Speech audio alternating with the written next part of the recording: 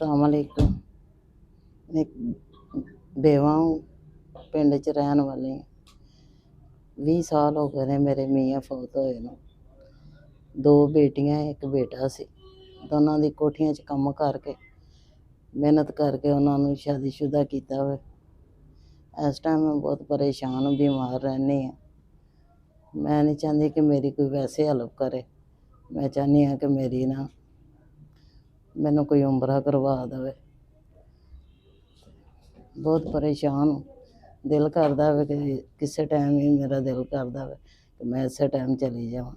अल्लाह पाक दा हुक्म आया हुआ तो मैं परेशान हूँ कि मेरी इन्नी गुंजाइश नहीं हैगी कि मैं उम्रा कर सका। घर का गुजारा किस तरह होता है? घरां च कम्म करनी आ ते करके ते गुजारा करनी। घर बार अपना है? नहीं, किराए ते रहनी आ।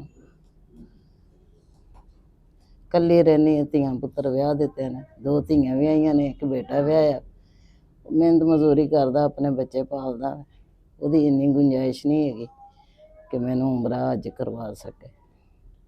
ਮੀਆਂ ਮੇਰਾ ਸਿਰ 'ਤੇ ਨਹੀਂ ਹੈਗਾ ਜਿਹੜਾ ਮੇਰੀ ਇਹ ਖੁਆਇਸ਼ ਪੂਰੀ ਕਰ ਸਕੇ।